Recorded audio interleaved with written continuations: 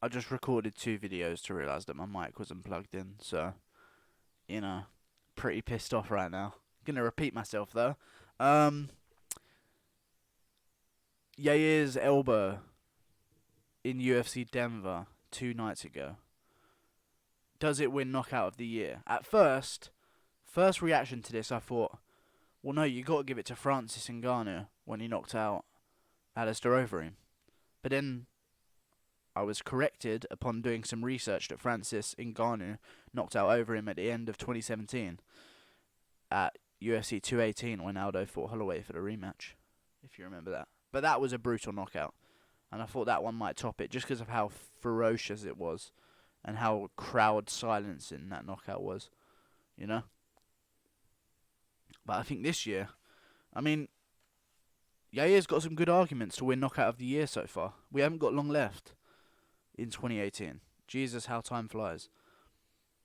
We haven't got long left in 2018, and I mean, when you look at the other knockouts that might be in competition with it, you look at the different aspects on what makes a knockout of the year candidate. I think the level of competition that's involved. I think the originality of the knockout and how creative it was, and if it's something we haven't seen before, which is why Yair makes a great argument because no one's seen that elbow used before, ever. No one's seen that elbow, which I am now copywriting, trademarking. That's called the inverted elbow. You heard it here first. If anyone starts calling it that, you know they've watched the MMA Guru. Moving on. So you've got the level of competition, the brutalness of the knockout. I think is a big deal. Like how impactful it is on the crowd, and also what goes into the fight. Like the fight in general, which is another reason why Yair versus the Korean Zombie knockout might be a contender, because that fight was amazing leading up to that knockout, and the knockout was 1 second away from the fight being over.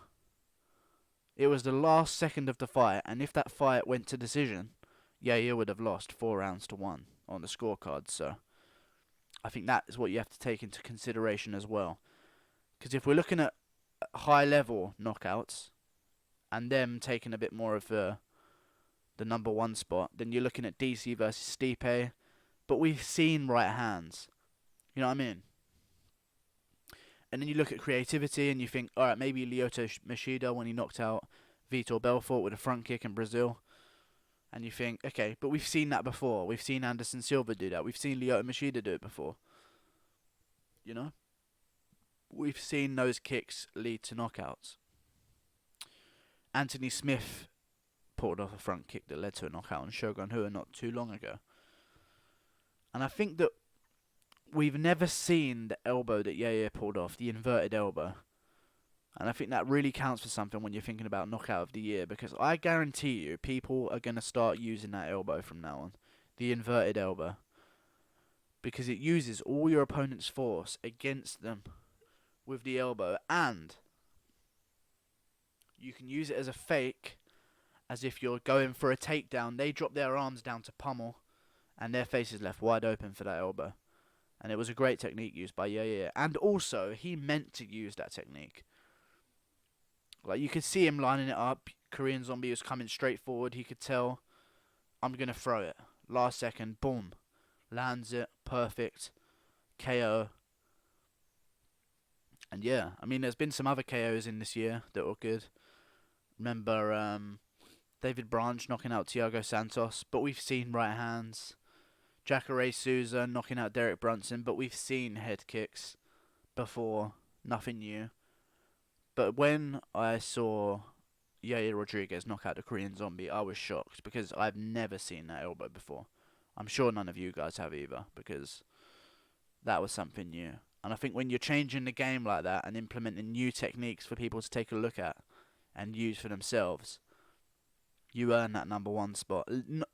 And if that isn't enough for you to earn the number one spot, the fact that it was the last second of the fight was a war between 2 top level guys, ranked opponents, and that if that fight went to decision, Yair would have lost the decision and got half of his paycheck.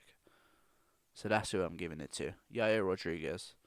Knockout of the year. Maybe I have a short memory, which most UFC fans do. But I think I'm still going with it, boys. Let me know who you think won Knockout of the Year in the comments, and if you agree with me. And also let me know what you want me to do videos on in the future, because I'm open to ideas. See you later, boys. Like and subscribe as well. Thanks.